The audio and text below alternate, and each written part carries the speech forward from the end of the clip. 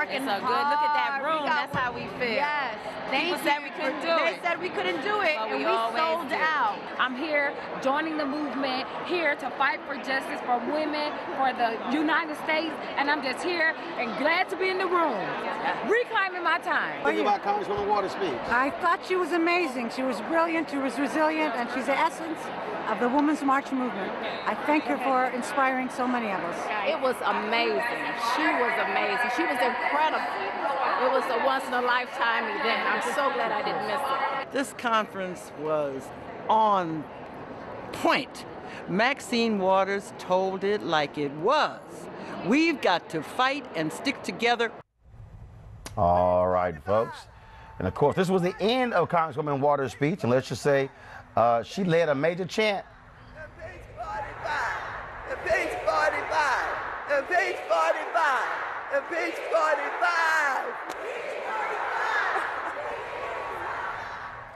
All right, folks, let's come back, talk about the what's next. Of course, with Letitia James, of course, the public advocate in New York. Also, our panel, Malik Boyd, Lauren Victoria Burke, Eugene Craig. Lauren, I'll ask you, had the Women's March, of course, the protests in January. Now, you have this national convention. More than 4,500 folks were there. Emily's List, Planned Parenthood, others were sponsors of that. Lots of women across the country say they now want to run for office as well. For you, what do you think is the what's next? Well, yeah, obviously the what's next is the 2018 elections. The number of people running is off the chain, is like a record amount, men and women, but a lot of women. You know, the money piece is already there in a way for women's politics because you have Emily's List and Planned Parenthood being the two biggest donors on Team Blue. You know, there really isn't, I'm not saying there's not much to discuss with regard to politics, but once you put the piece in place of having the people actually put their name on the ballot and you have the money behind it, those are two huge pieces that are already in place. Absolutely. Look, in Philly, we have women getting ready to run for Congress in seats where African Americans have never, you know, held the seat. The truth of the matter is the Old Boy Network is in trouble.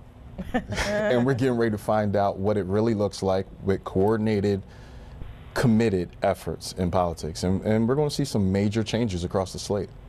Absolutely. And even in Maryland, we have, you know, 2 women running for governor, a couple of women running for a county executive. You know, I think Ami Homer may come in and crack the code on you know, the all-male dominated delegation we have at the congressional level. I think you're seeing a uprising, a female uprising, and you know, Congress and a lot of these I don't know whether you noticed this morning, different. Maya Rockamore got endorsed by Emily's List. Yeah, that could be a game changer. But here's the question. I want to ask you, Lauren, your expertise. So, from a male perspective, and I'm admitting that it's a male perspective, reclaiming my time. It's always been your time. So help me understand that mantra. Well, if you look at the demographics, certainly on the federal level, I'm certain it wouldn't be that much different on the state level. Yeah. It's not been our time in terms of actually holding power and making the decisions. Even though women represent obviously more than half of the population, what really matters in our society is who makes the decisions, who is in power, who decides where the money goes. That's the big piece. And women are not in the majority when it comes to that. Absolutely. You see these photos coming out of Washington of all these Republican meetings, leadership meetings in particular. And I'm not saying the Democrats are perfect with this, because they're not. No. But so many of those photos are, you know, don't represent the demographics of the United States. Absolutely. And certainly don't represent the sexual demographics of the United States. It's basically a room full of men. Letitia, you, in terms of what's the what's next? Because obviously, when you look at movements, I mean, people like moments. They like the march. It might even be the convention. But the real work begins the day after. That's right. Let me just cite some statistics for you, and they're pretty alarming. 70% of Americans are women and people of color, yet Congress is 71% white men. 80% of the United States mayors are male. 11 major American cities have 0 women in office. And on ballots nationwide, 2 of every 3 names belong to a white male. And 96% of Republicans and 82% of Democrats on the ballot are white. and people of color constitute 16% of candidates at the federal level and only 8% at the local level. And white men have almost 4 times as much political power as anyone else.